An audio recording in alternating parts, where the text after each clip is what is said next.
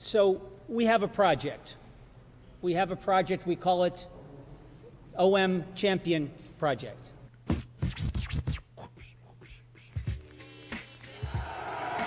de Pelé vers Papin qui dévie habilement vers Chris qui revient. Et but fantastique de Chris.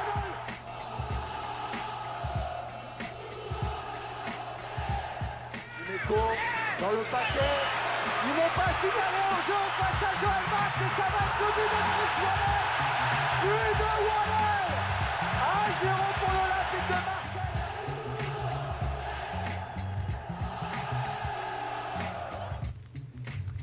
Hello everyone and welcome to another weekly episode of the Marseille View. My name is Luca and in this episode we are going to be discussing the Nimes against Marseille game last Friday. Marseille back on winning form after losing against Nantes at home.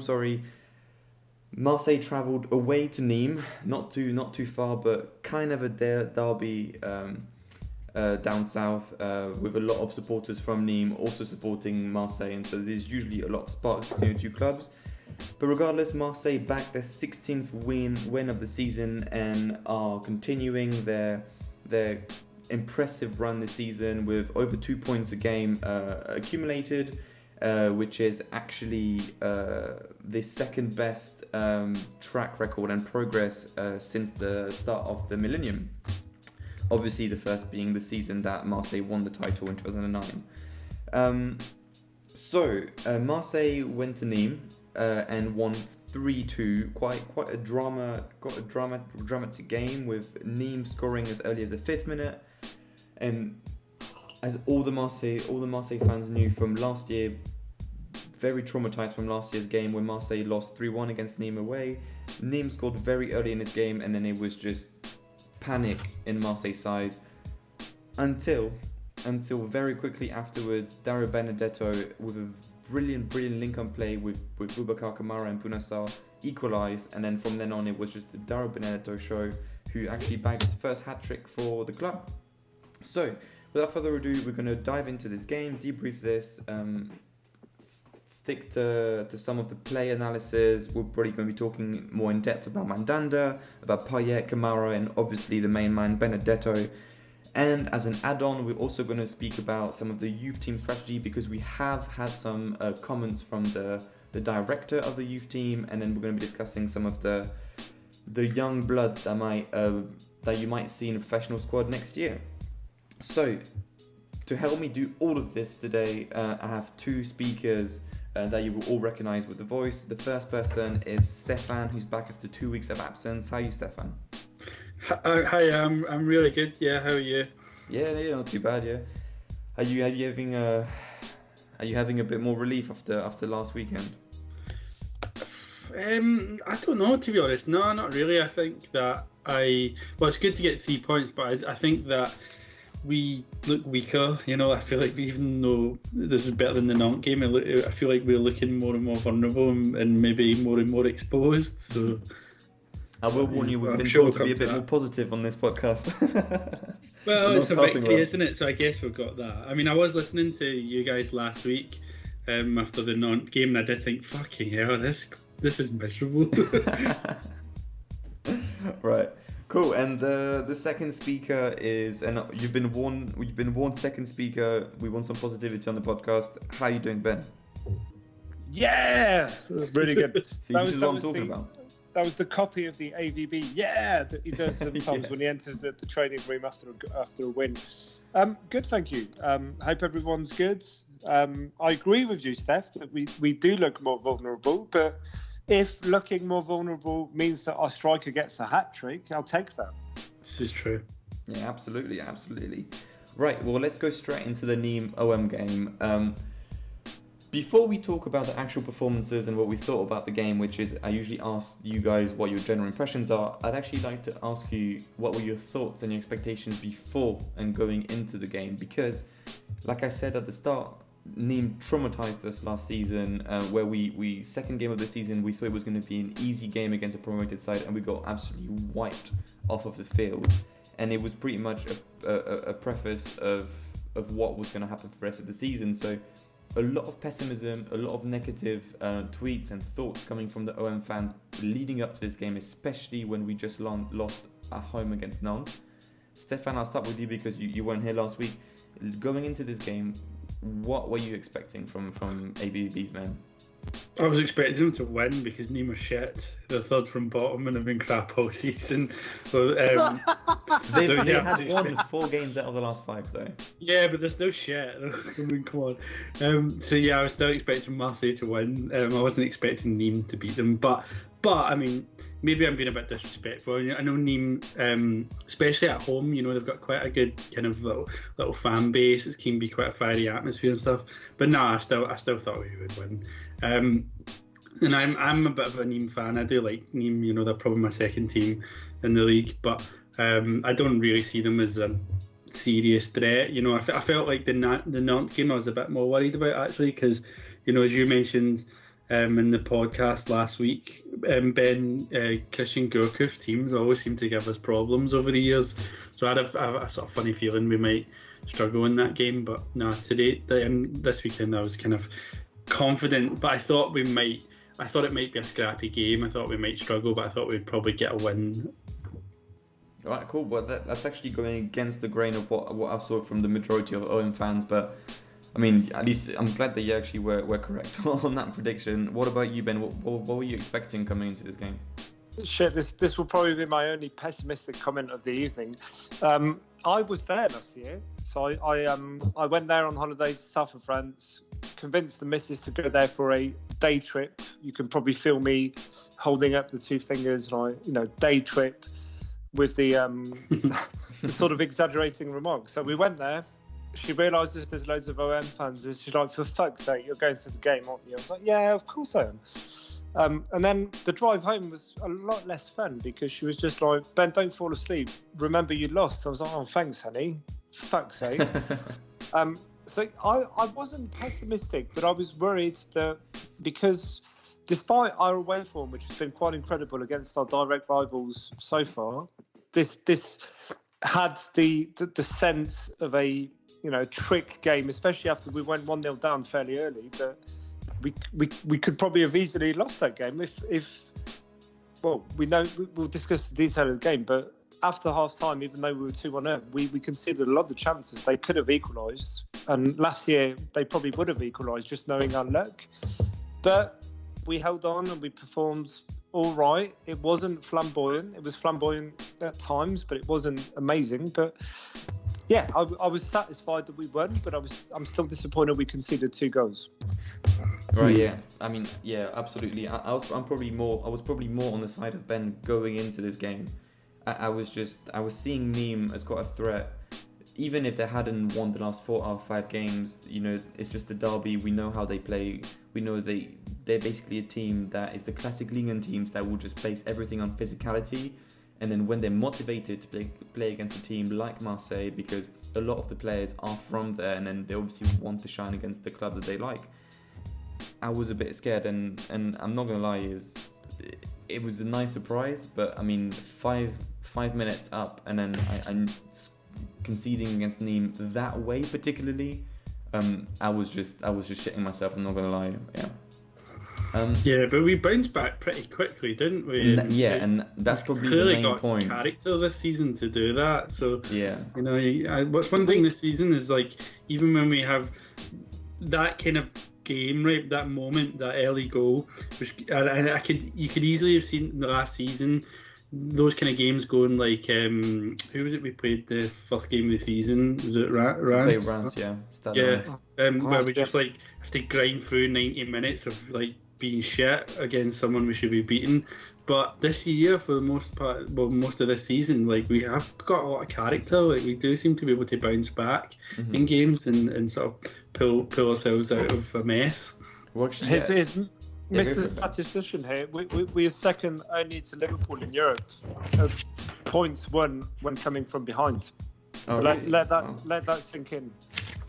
Yeah, I mean that I didn't know that stat, and it's quite impressive because for me, and it goes against what I've been seeing on the pitch, because for the last few months we've basically been saying, and you've been seeing online, it's just like everyone's like, if we concede, there's no way in hell we're going to muster any kind of miracle to equalise. But seeing that we're only behind Liverpool in terms of comeback wins and comeback points, it's quite surprising to me anyway.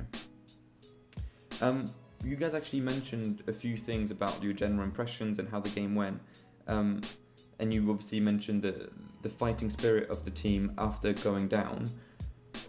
Do you guys have any other overview points that you made after watching the Nimes OM game? Well, it's very easy to be pessimistic because we're OM fans and we're used to it. Unfortunately, we've seen it happen too often where last year particularly we go down and everybody, especially when it's that early on, everybody just downs the tools and says, especially on the pitch, you sort of think, for fuck's sake, especially at the moment as we're struggling for creativity, you sort of look at it and go, you know what, I don't see a way back into this for us. But it was apparent to me that tactically, and I'm just putting this out there, but I'm starting to believe that it may be true, that maybe AVB and the players listen to this podcast, because every time we've slated someone, the week after they come out fighting and smash it. So we all said last week that we needed to tweak the system. AVB needed to tweak the system, not just when we go behind, but from the start of the game, because we've seen some pretty insipid first halves since the turn of the year.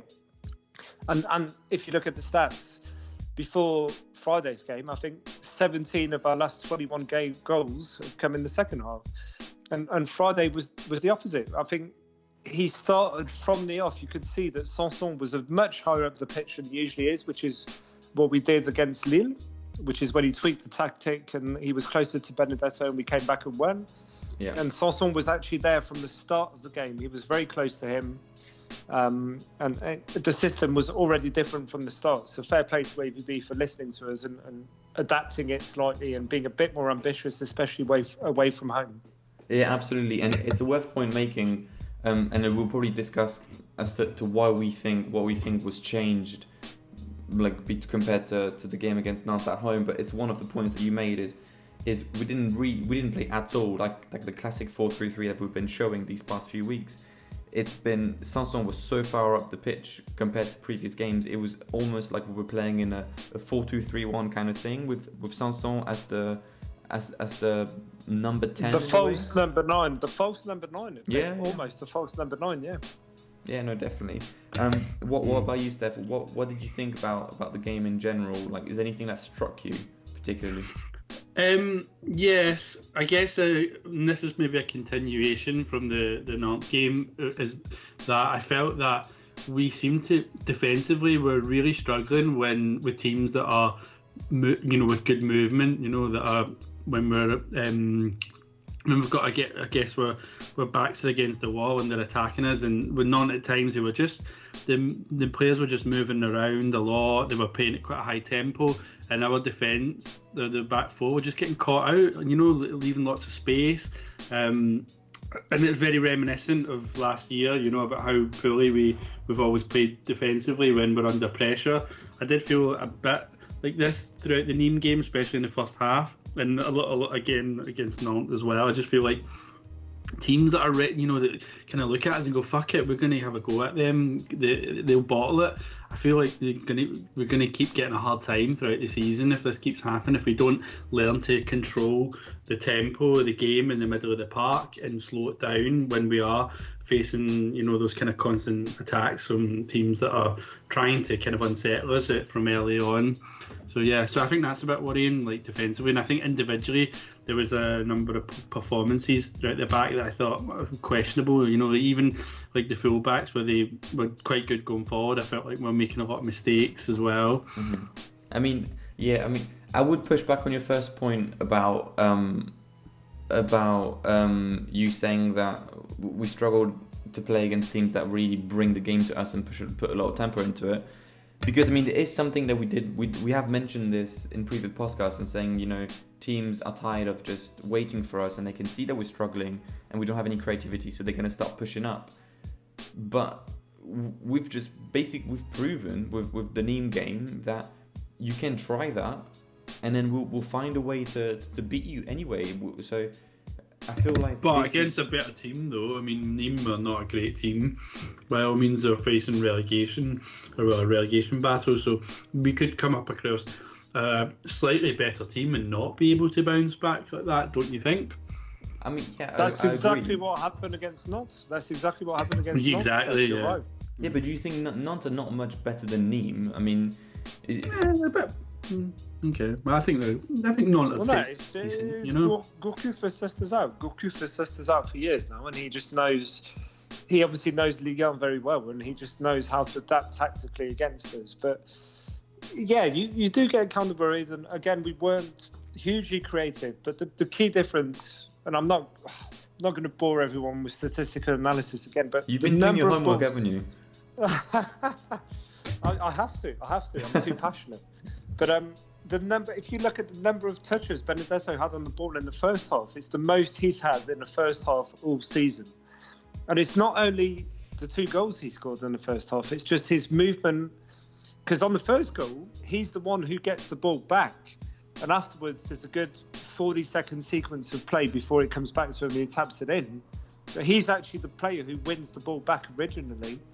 And I think it's just the way, because he's got more support around him available, which is Sanson or maybe even Payet, despite his, again, bit sort of mixed about reviewing his performance. But we'll go into that later. But it's just he knows the support is there. He knows that if he wins it back, he's got someone to give it to, and then he can get back into position. Whereas last year, when Germain was doing the same work, he was giving him the same effort and trying to win the ball back and running everywhere. Whenever he won it back, he had to pass it so far back before being able to get back into position, which he doesn't do anyway. He's never in the box. Mm-hmm. So it just seems that tweaking system is working for us. You need one of those tablets that they've got on the TV, you know, where they mark the runs and stuff there. Like, I'm quite surprised that you picked up on that, like, you know, followed him there in that goal. Well, it's true. It's true. Yeah, no, I'm impressed. Absolutely. And to be fair, it's funny because I was in France over the weekend, so I was watching it and streaming. Sorry, illegal streaming. But no, you were not. You bought I'm Canal Plus. I'm not sorry. You bought Canal Plus for 30 quid a month, of course. But I was delayed, so I got the notifications on our WhatsApp group before the goal even went in. And then I actually had the time a minute before that to actually watch the build-up to it. And I was like, fucking hell. Benedetto wins it back, then runs forward, then again drops back a bit to be an option in the build-up, then gets straight back in the box for the tap-in. And it's just his movement is unreal. Mm-hmm.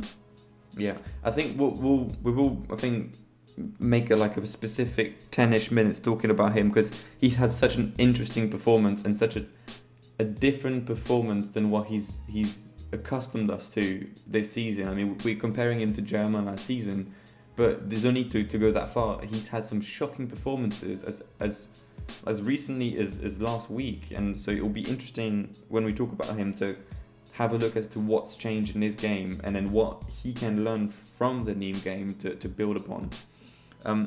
But I think we've talked about the general impressions, and I'd like to focus on some of the players, and I'd probably like to stop on one player per line. The first one being Mandanda, who we have conceded 2 goals, but he's just come off of probably his poorest game of the season against Nantes. I mean, the 3rd goal is just a shocker from him by his standards.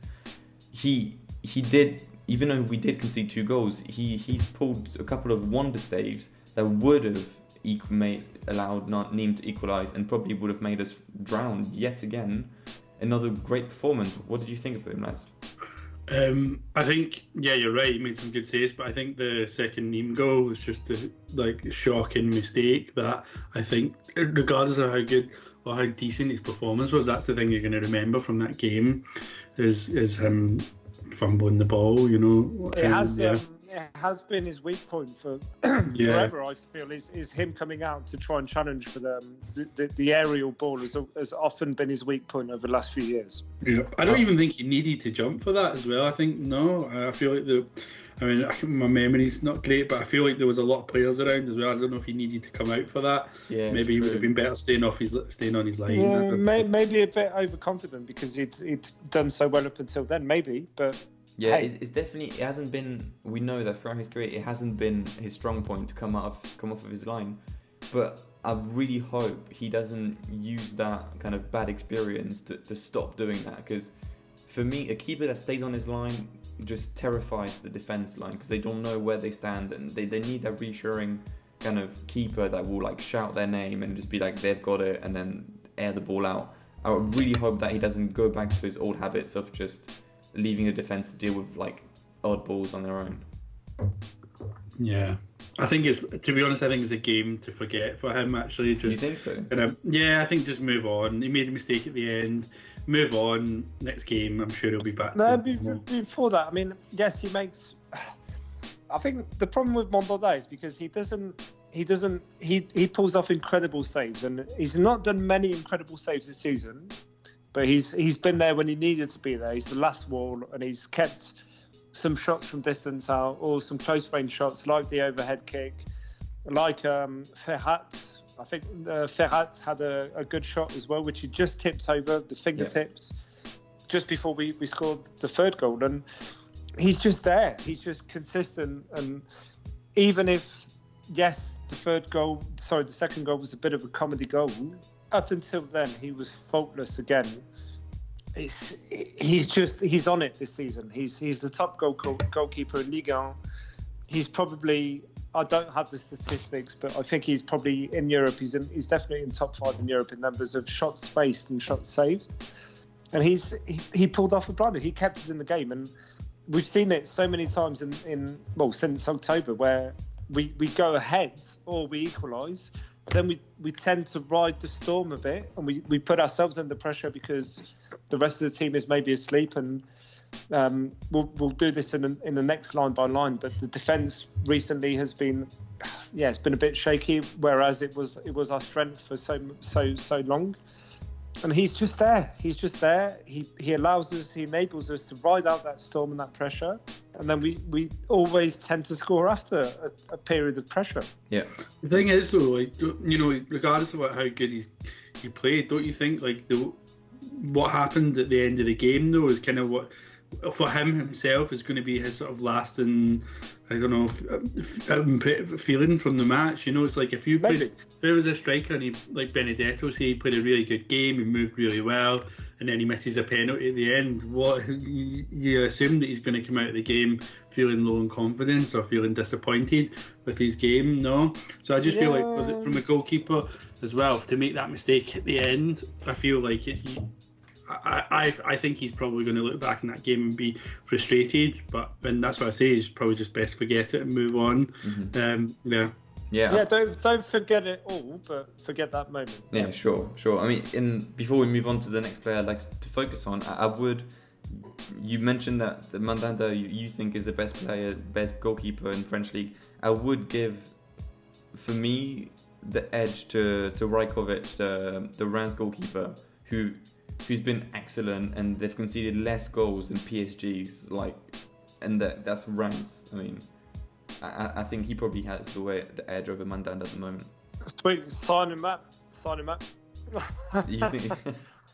Well, Mandanda is 34, guys, so we need coverage. I mean, yes, we've got Enga, who's the youth goalkeeper, who's on the bench behind Pelé, because Pelé is going to leave on the free transfer at the end of the season. But Mandanda's got loads of years behind, in front of him. I don't think.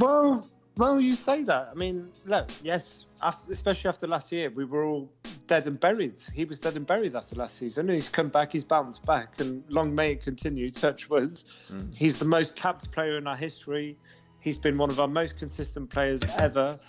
I pull my hat to him, but it's going to end one day. Mm-hmm. I've got a feeling it was Larseneur, Gauthier Larseneur that we've been linked with to replace Mandanda. I'm sure I've read this pop the story popping up in a few different places about whether we might be eyeing him as a long-term replacement. Yeah, I don't really know what I feel about him. I've only seen him against us, and I don't really have much of an opinion of him. But I don't know. Right, so let's move on to the next player I'd like to focus on, and it's complete opposite and complete contrast to the Mandanda, the most experienced, most capped player in history.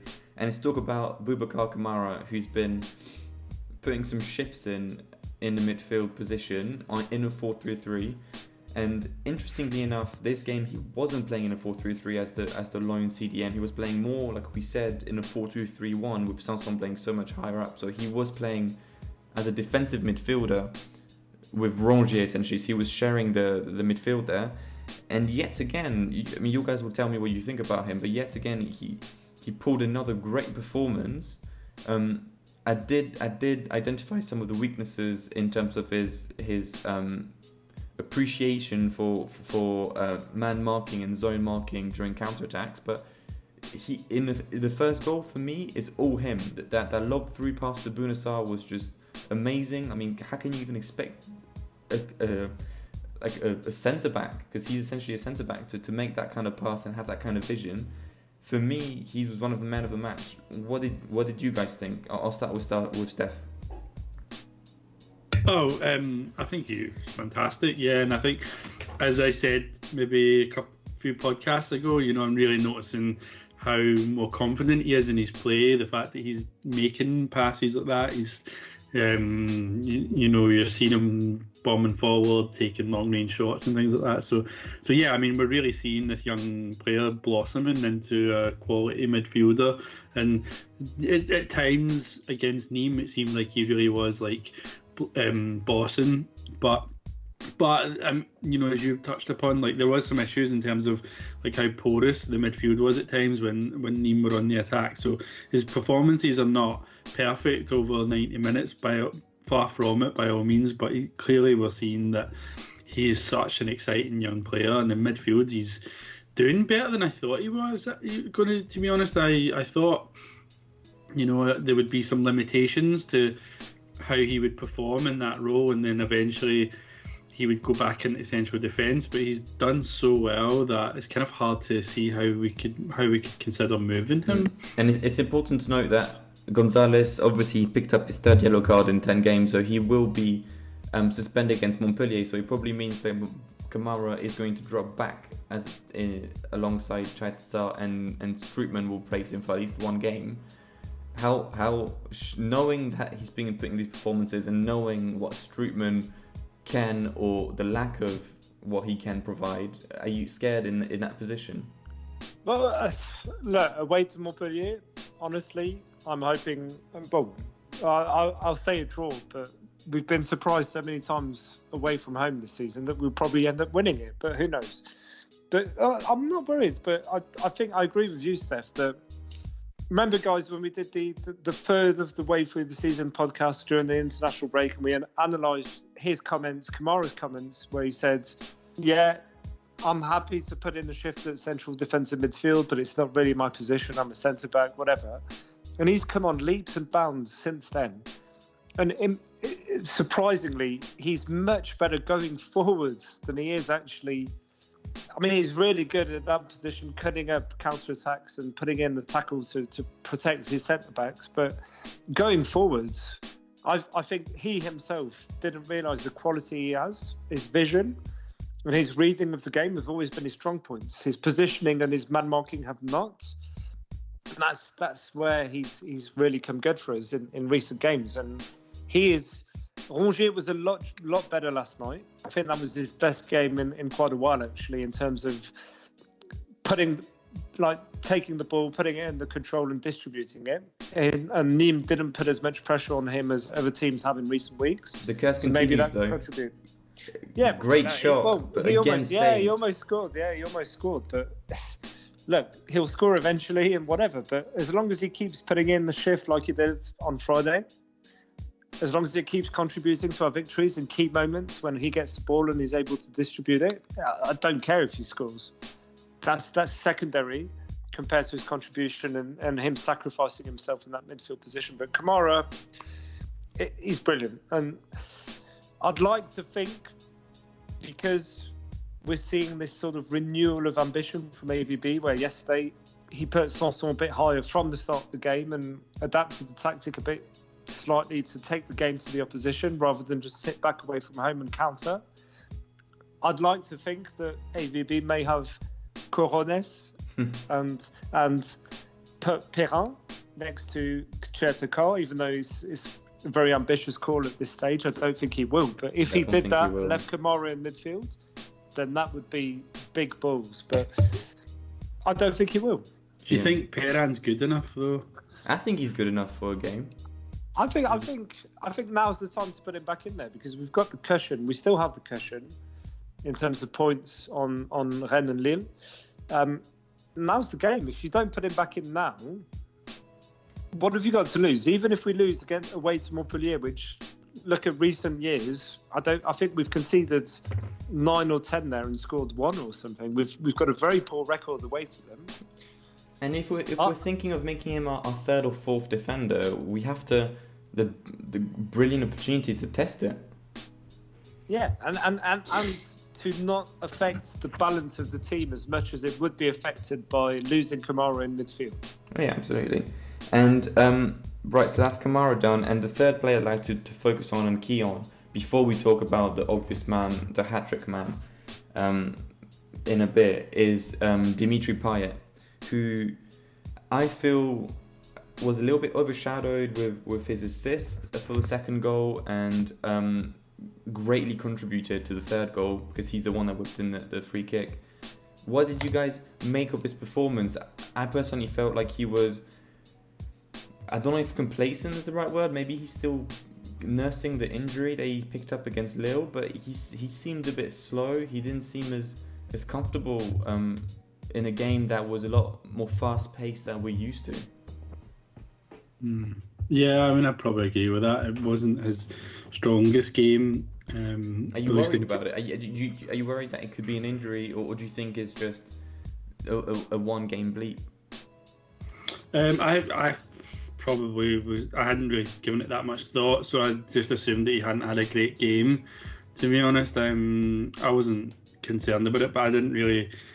As I said, I hadn't really given it any thought. But you can't be amazing every week. And not saying that he is, but maybe it just wasn't the game for him. And I don't know, but maybe he wasn't able to get the time and the ball in the room as he normally would do in a game. And maybe the game had quite a high tempo, especially in the first half. Maybe that, with Nimes kind of like pressing and things like that. I think maybe just wasn't the game for him to kind of like, because sometimes like, a player like that with that kind of skill, like sometimes the more time they've got in the ball to kind of, to play, the better. Maybe this just wasn't fun for him. I don't know.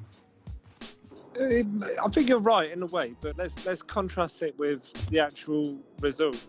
As long as we're winning, he can have 3, 4, 5 off games. I don't give a fuck as long as we keep winning, and even better so that other players are stepping up to the plate and the mantle when he's not doing as well as he has been doing in recent weeks. Look, we know Payet, we know what type of player he is, we know that he has a hell of a run of games and he needs a bit of a breather, but even in his weak moments, you still want him on the pitch because he's capable of vision and passes like he was for the second goal. But the way he lofted it through to Benedetto was just perfection. I mean, that goal was just... Yeah, because he was on the verge of offside, and the timing of the pass, and it's not an easy pass to make because you can overhit it or you can underhit it, which gives the defenders a chance to catch up. But if you look again, the stat came out today, in the last 6 seasons, he's the top French player in number of chances created. He's been like that all season long. He's been really consistent. He has. But I'm saying, if you look statistically over the last 5 years, the stat came out today. He had an off season last year, and he had an off season the season before we went to the Europa League final, when he just re-signed for us. And he's just the numbers, and he's capable of that moment of brilliance that is enough to keep him in the starting 11, even when he's off form.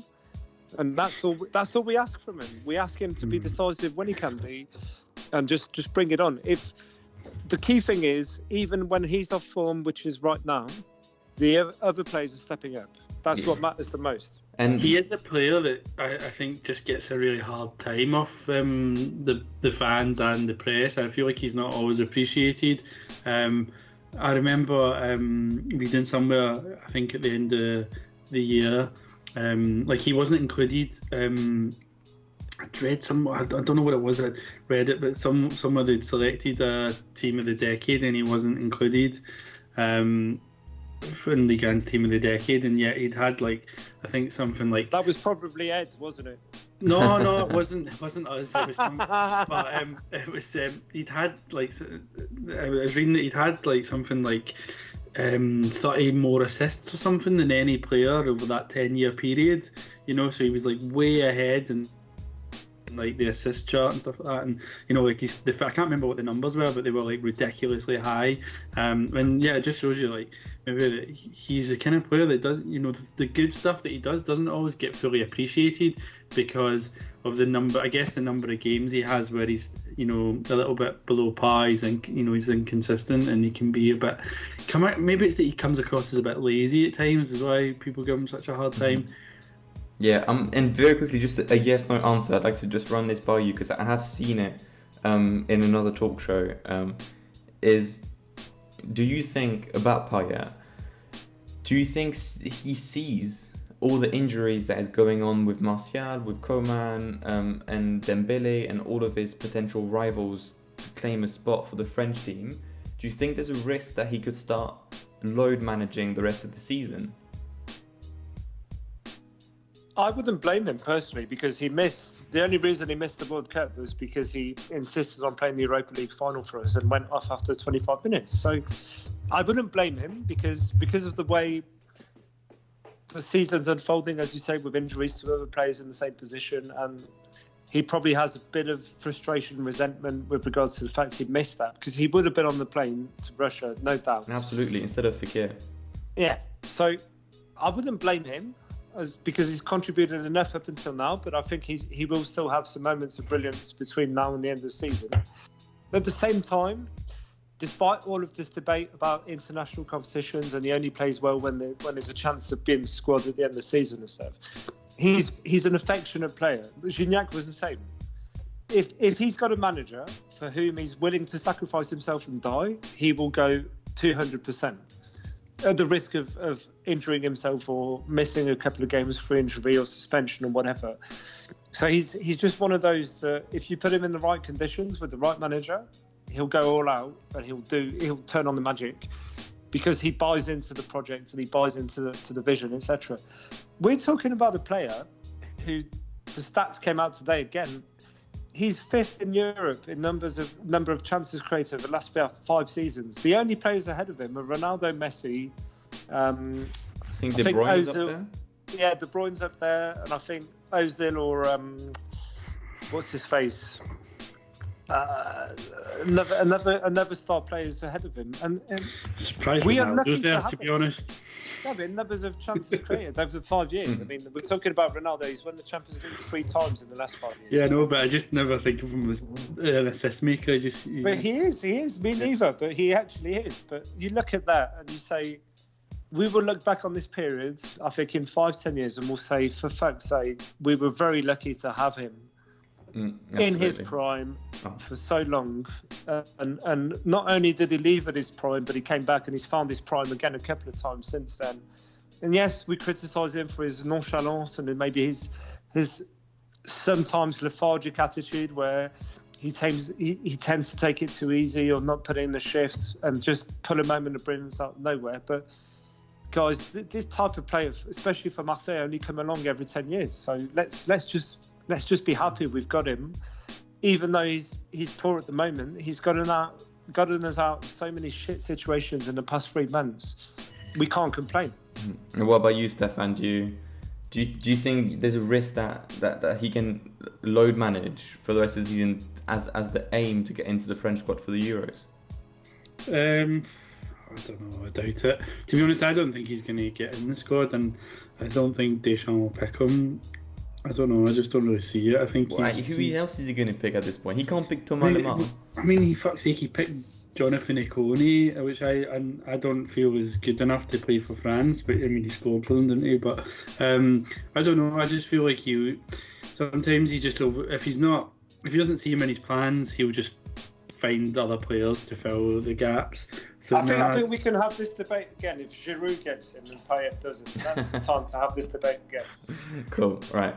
And obviously, let's move on now to the main reason why Marseille won this game, and it's obviously Dario Benedetto, who's had his coming out party, who's scored his first hat-trick under the ironically the black shirt for the under his OM colours.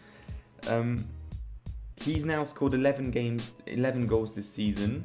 He's equalled, obviously he's nowhere near the top of the top goal scorers, but he's equalled players as like Mauro Icardi. He's also worthy of note. He's 9 out of his 11 goals have been away from home, which now equals Jean-Pierre Papin's record at this stage of the season, which gives you an indication of the importance and the impact that he's had, at least away from the velodrome. And he played in a way that is very different to what he's been showing us, and it's very similar to what we thought he would play like. Like you said, he's in this game, he had the most touches he's had in a single game, and he was a lot more involved in the build-up games, especially in that first goal. You can see like he was the one that tackled to get the ball and then like placed himself straight away in the key position to score. What did you make of his performance, and where do you think the improvements were that contributed to this change? I think he was excellent, but I think that his performance against Nimes is kind of what I expected of him, I guess. In the after a few games into the season, he started hitting form, and we were all really impressed with him. And I think this is kind of what where I was expecting it to go. But obviously, he's sort of hit that period through the middle of the season where he's just not, where he's been really disappointing and not been scoring many goals and quite ineffective. I think that maybe the reason why he has performed so well in Friday's game is because he's picked up a couple of the odd sort of scrappy goal over the last month or so, like, and that's kind of kept him going, I guess. And maybe just, I mean, you can put a little bit down to the opposition as well, but the first goal is maybe an easy one. It's a tap-in, but is still a really excellent run he makes through. The second goal, I mean, obviously it's just superb. It's just such a sublime finish. It's almost kind of like Eric Cantona-esque. And the confidence and the confidence that a striker needs to have the ball to put off that against Bernardoni, who's not a small man. He's one of the tallest players. Absolutely, he's like cool as a cucumber, isn't he? Like with it. But the third goal, I was more impressed with anything, and I just think because the third goal is such a striker's goal, and the technique he shows to take it is the kind of goal I would expect like someone like Edison Cavani or Radamel Falcao to score. It's just there's a certain technique to it, and it's like it feels like you only see or it's these guys, these sort of quality South American strikers are the best at doing it. They've just got that. Yeah. This, the just poacher ability, isn't it? The poacher quality. Yeah. But there's something about their agility, their technique, their especially these kind of acrobatic kind of positions where they've got to stretch out and the ball's in the air as a half volley and stuff. It's the kind of goal anyway that I always feel like I always imagine those kind of guys scoring at these kind of quality South American strikers, and I never so it seemed to me as quite a typical goal. Typical is maybe a bit generous, but it's the kind of goal that I would expect an Argentinian striker to score, and it's the kind of goals that we want to see. That's the kind of thing that keeps fans going to the games. It keeps them excited, and if he plays like that, if there's more like that to come, I'm quite happy to put up with some disappointing games in between if we get those moments as well that really can entertain us. Do you think that's him set up for the rest of at least the next 3 games, so until the international break? We're playing Amiens at home. Do you think that's the perfect game to continue the momentum? Maybe. I mean, it does seem like he's a kind of striker that plays well if he's feeling relatively confident, and when his confidence is low, we're clearly not. I know you could say that about anyone, but it seems like confidence is a big factor in his game. When he's been low in confidence, as it seems in recent months, he's just kind of been out of it completely. You know, his head doesn't look like in the right place, doesn't seem to make the right runs, get in the right positions. So yeah, maybe like that. I mean, with any striker, you score 3 goals like that, you would expect them to come into the following games with a lot of confidence, and you would expect them to score more goals, wouldn't you, or to put in better performances. You know, they're going to be riding high, and defenders as well are going to be feeding them as well, because they're not, you know, they're not sure what they're capable of doing really. Nice. You've said it. He's cold-blooded South American. Huh? Cold-blooded South American. When he chested it down, I was worried, because I was like, shit, he's taken a touch too far. He's gonna sky it or fluke it now. And for him to be able to lob it over the keeper the way he did, the finesse, perfect. I mean, I just can't believe that. I half expected him obviously to be called offside, which it was obvious he wasn't, and they didn't need to triple check VAR. Chopin just said no, he wasn't offside. I believe you, fair play. And then look at his overall contribution in the game. I mean, every single one of his touches. We've always said on this podcast he's got an excellent first touch, and he's capable of orientating the game and shaping our build-up play. And he just didn't put a single foot wrong in that game. He was outstanding. And a major contributing factor, which we've also mentioned on this podcast, is that he's been starved of service. I don't think his head's not been in the right place, Steph, recently. I think he's physically been paying the toll for coming over from South America, because he joined us. It was their winter break, so he didn't have a full sort of summer physical preparation, and he's had a bit of a lull in recent weeks where he's been not weak, but he's looked off the pace and off the shape, but also he's not had service. And yeah, like Friday, we created so many chances for him, and we did the same against Lille. Lille was the perfect illustration of when it clicked for him, was when Sanson, and I'm saying Sanson because he's the one in that position. I think it could be Payet was probably the one we'd expect to actually be the key factor in a position playing close to a striker and false number 9, but Sanson, fair play to him, has been outstanding.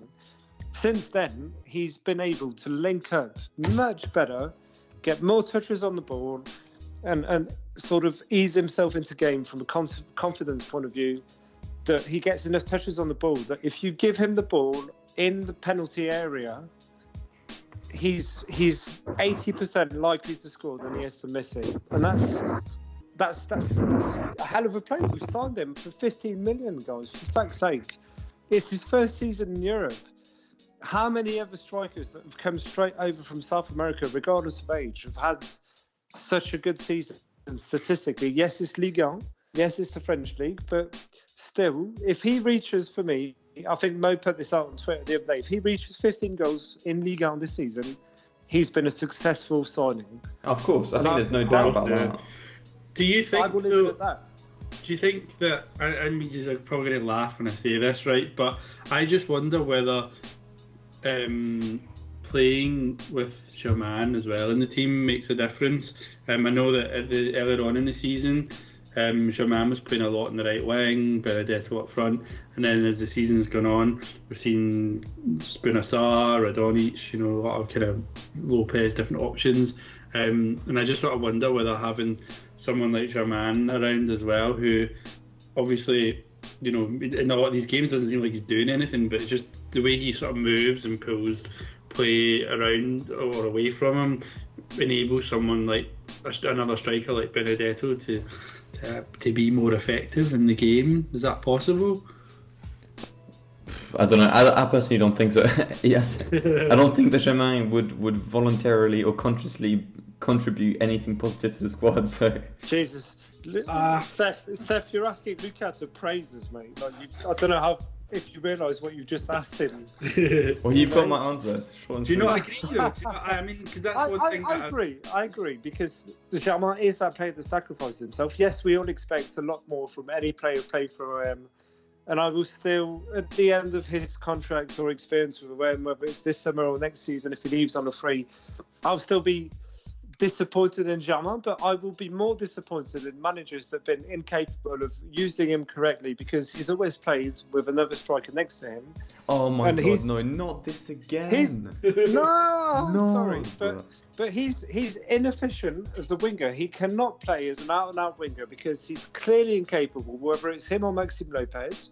And I'm not going to I won't go as far as praising Bunassar, but when he plays on the wing, he tries to take players on. The problem is he always tries the same move, which is the grand pont, which is knock the ball past them and rely on your pace to get on the other end of it. But Germain always goes back inside, and that does create space. And I won't have a good memory of him, but I won't have a terrible memory of him. It will just be, yeah, he was okay. No. But We have tried to play him with two strikers. Let's stay on the positive. Forget Germain. Benedetto has been brilliant. Okay, fine. Beneto's amazing. He's a fox in the box. Yeah. He does you give remind him the me. ball in the right position, he'll score. He That's does all, remind that's me all of there is. another Argentinian striker that played in Liga, and Dario Zvitanic. Don't know if you remember the Nimes striker. Yeah. He's very similar. He's and that his third goal really reminded me of that. It's just he just roams around the box, and then any loose ball, Zvitanic was just able to just get on the end of it. Oh, he taps it in. Yeah, he taps it in. And I really hope that Benedetto kind of continues the momentum and finds that, or at least refines that vision of just being in the right place at the right time. Because the first goal, yes, it just makes it look easy, but you have to have the flair to be in that position and to expect Bunassar to first time pass it on the second post. That was great. Especially Bunassar. Yeah, exactly. But even more so after winning the ball back and then having to, because he wins it back. I said this earlier. He wins it back. You see him then in the build-up. He again drops off to try and contribute to the build-up, which they don't give it to him. And straight away, his first move is in the penalty area, in the 6-yarder. So he's a natural finisher. We've lacked that at the OM for years, man. Let's just appreciate him. Even if he only has this one season window, I do hope he has another good season next year. But he's for 15 million with today's transfer market, which is completely deregulated on the striker front. He's had a really positive impact. Yeah, 15 million for. I mean, I don't like talking about finances that much, but 15 million for the striker, like you said, in this market. He's 28, but that's not necessarily old. Like, yeah, but his first season in Europe, isn't it? Exactly. It's his first season in European football. I think it's brilliant. And just because we do have only around about 8 minutes to talk about the last topic, I would like to talk about the youth team strategy, because it's news that has come this week with Nasser Laghe, who's obviously you probably know, for those who don't, he's the director of the youth team in Marseille. He's had an interview where and I'm sure everyone's going to love this here, he basically outlined how the AVB staff, the direction and the youth team are all aligned and all understand that coming into next season, coming next summer, there will need to be some players from the youth team that will need to be prepped and to be brought in and incorporated into the professional team. And so he's outlined that there will be loads of meetings at the end of March, which is so far away from the start of next season, which is an incredible sign. With some of the players that would likely be involved in the professional squad next season. And he's also talked about how they're not going to do like big clubs like Monaco and PSG, where they're just going to give professional contracts to players just so they can stay at the club and not play any meaningful minutes, but they're actually only going to give professional contracts to the players who have a chance of having some game time. And since that statement, we've had a lot of scouts, and we've had a lot of feedback from people who are thinking about who could be likely to join. And there's actually good positive feedback on players that would not only be signed to make up the numbers, but could actually get provide some contribution to the team. There's obviously the Lihadi situation, which could still be resolved. There's a centre mid who's 18, Sheikh Souare, who's being scouted by Schalke. There's the striker called Raul, who's being scouted by Porto.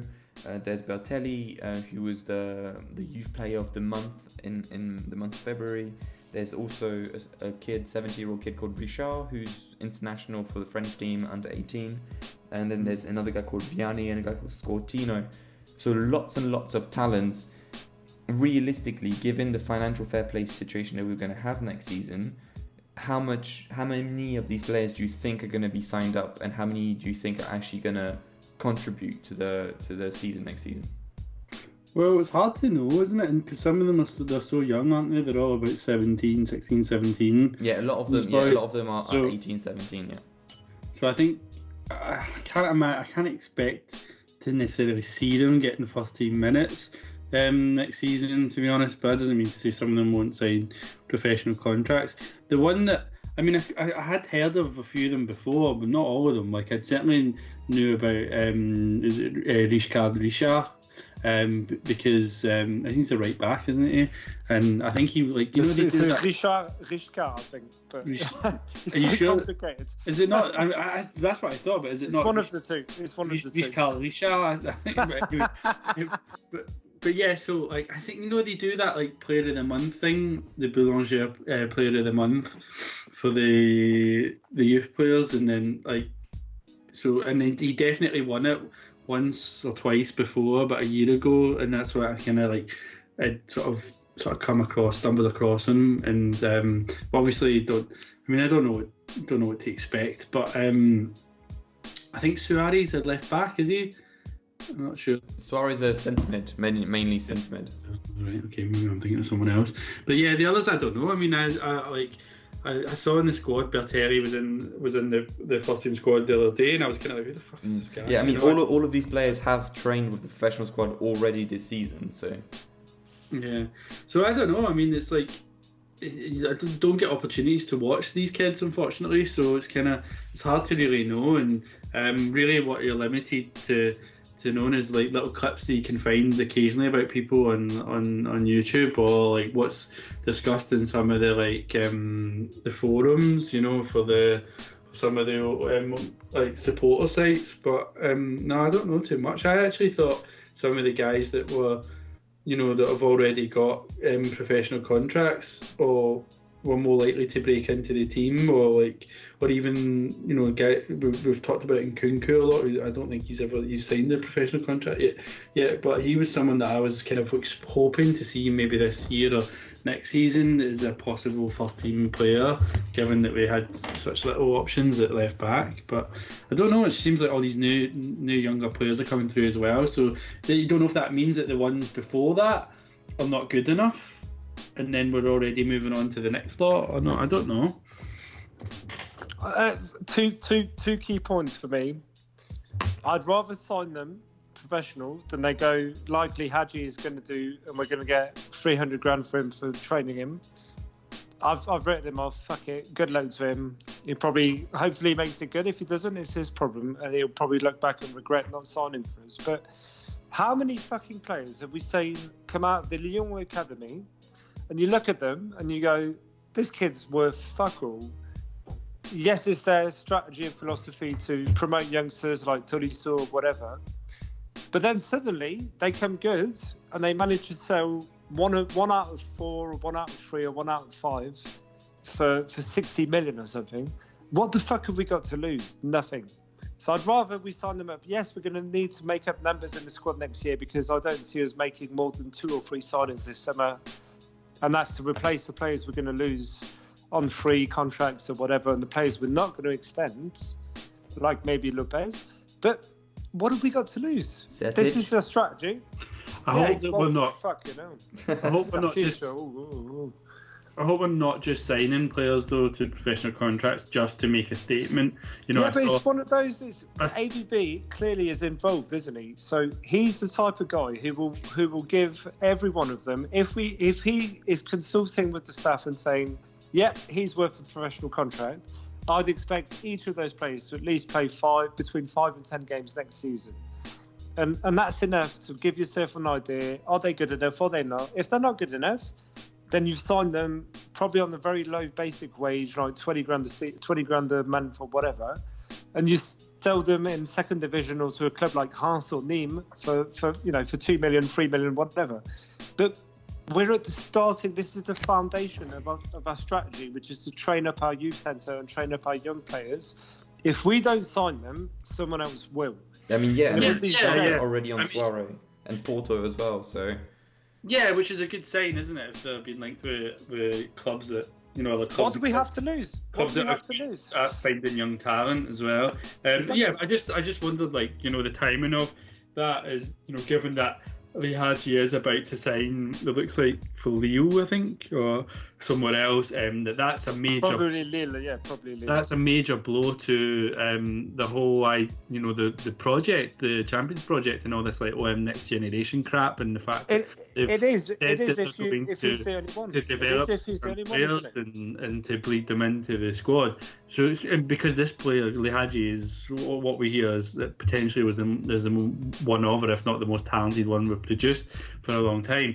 And then I think Elo was there was some comment, an interview from him the other day where he was talking about this very project, that this was very much still the vision was to produce local talent, to give them opportunities, and for them to make a part of the first team squad. And that's why they've been investing all this money and developing young players and scouting young players. So which is all great. I just hope that we're not just signing people for the sake of it. As long as they are, as you said, the recommendations are coming from the coach, and that we are signing these players because they're good enough, not just because they're the best of what we've got. I think is better. So that's my concern, because I've seen we've signed a lot of players over the years. For years, and like from the youth team professional contracts that never ever got opportunities, because they either weren't good enough or we just didn't have confidence to play young players at the club. Okay, so on that note, guys, we're just over the 1 hour mark. Should just give me enough time to. What do we have to lose by signing them? Final note, guys, we sign them. Look, if they come good, great. How many? I could count right now on my hand how many players have come out of our youth academy who have gone on to have semi-respectable professional careers. Nasri, the 2 IU brothers, Flamini, that's it. I think there's 4. Seydou Keita. Yeah, Seydou Keita, but that was a long time ago. So, look, what the fuck do we have to lose? What do we have to lose? Nothing. Blood them. I would hope, I agree with you, Steph, that as you say, if there is an agreement between the coach and the youth team staff that they're good enough for professional level, we need to blood them between now and the end of the season. We need to give them at least a game or a half to sort of blood them in. We have nothing to lose, and this is part of OM growing up, becoming a proper professional club, and using our youth centre and giving people a chance to maybe come good. And if they don't, then we'll sell them, but we'll make more money than we would have made, for example, for Lihaji by just training them and them signing elsewhere. Nothing to lose. Let's give it a go. Brilliant. Well, on those optimistic words, we're just over the hour mark, so this should just give me enough time to edit it. Hopefully nothing's gone wrong, upload it, and then should be with you by the end and by Monday evening, which is just in about 45 minutes. But thank you very much for listening to this show. Thank you very much, guys, for coming on.